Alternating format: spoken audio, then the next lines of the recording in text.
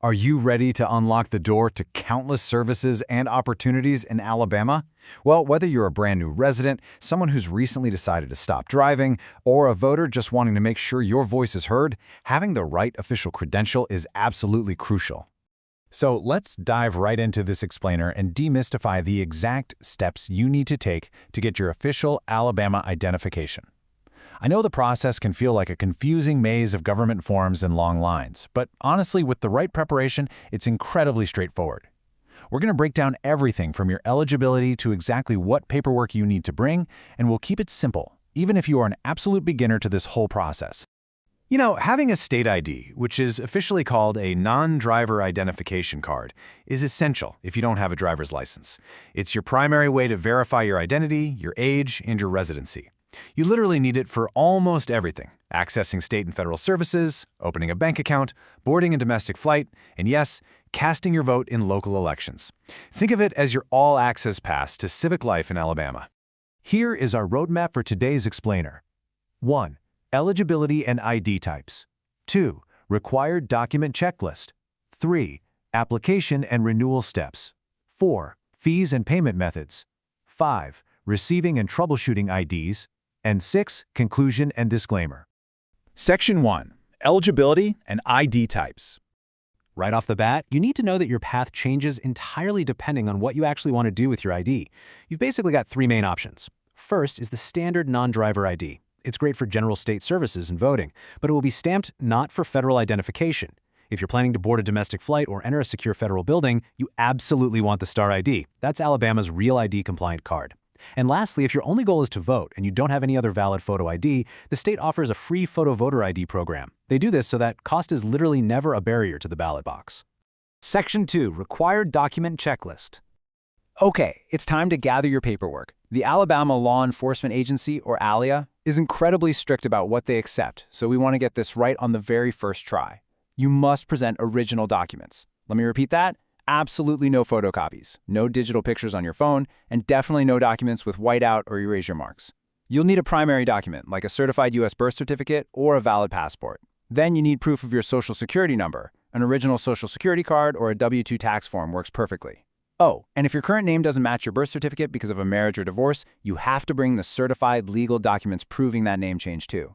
On top of proving who you are, you have to prove you actually live in Alabama. You need 2 official documents showing your physical residential address. We're talking things like a current lease, a mortgage contract, or a utility bill, like water or electricity, that is less than 90 days old. And here is a major pitfall you need to avoid. P.O. boxes are strictly prohibited for this. The address on the paperwork has to be where you physically sleep at night.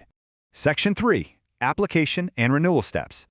Please don't make the classic beginner mistake of waiting in line at the wrong government building. If this is your first time getting an Alabama ID, if you're upgrading to that STAR ID, or if you're a foreign national, you have no choice. You have to visit a state-run ALEA examining office. But if you just need a standard renewal or a replacement for a lost standard ID, you can just pop into your local county probate or license commissioner's office. It's usually a lot closer to home and way faster.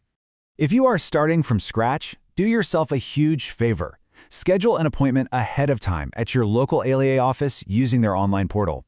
It's the absolute best way to avoid those massive wait times. Once you're there, an examiner will review your original documents. Just a heads up, if the applicant is under 18, a parent or legal guardian has to be there to sign the consent forms. You won't take a written or eye exam for a non-driver ID, but they will log your physical description and snap a digital color photo. You'll walk out that same day with a temporary 30-day paper receipt. Now, if you already have an ID and you just need to renew it, you might be able to skip the office entirely. Alabama actually lets you renew through their online portal once every 8 years, assuming you don't need to change your legal name or your physical address. It's super convenient and saves you a whole trip.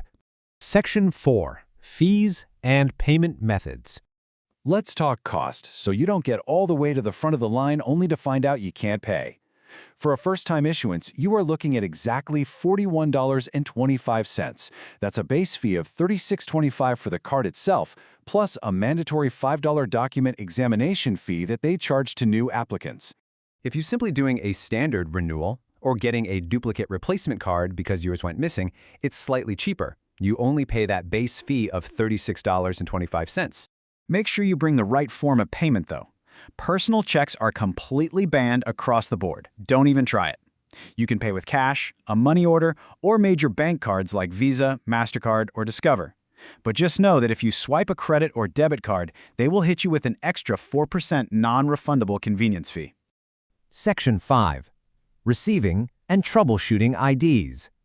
So what's the timeline look like? On day 1, as we mentioned, you leave the office with your temporary paper receipt. Now, this works fine for state identification, but keep in mind the TSA will not accept a paper receipt for flying. Then, anywhere from 7 to 30 days later, your permanent plastic card is printed at a secure facility and mailed to you. If day 31 rolls around and your mailbox is still empty, definitely pick up the phone and contact ALEA to see what's causing the delay. Here is a surprising fact that I absolutely love, especially for our senior viewers. If you are 62 years old or older, your Alabama non-driver ID never needs to be renewed, ever. It is literally valid for your entire lifetime. For everyone else, IDs are good for 8 years. If you accidentally let it expire, Alabama law graciously gives you a 60-day grace period where you won't be penalized. Just be careful because TSA or officials in other states probably won't honor that grace period, so it's always smartest to renew early. Section 6. Conclusion and Disclaimer. As we wrap up this explainer, please remember that state regulations, fees, and procedures are always subject to change. For example, that federal deadline to get a STAR ID for domestic air travel, it's currently set for May 7, 2025. You should always verify the most current regulations, document requirements, and office hours directly with official Alabama state resources, like ala.gov, before heading out. Let's be real. Getting your paperwork in order is without a doubt the hardest part of this whole process. But once you conquer that document checklist and schedule your appointment, a whole world of seamless state services, secure travel, and civic participation is right at your fingertips. So go gather those original documents, follow these steps, and take control of your Alabama identity today. So what's the very first thing you're going to unlock with your new state ID?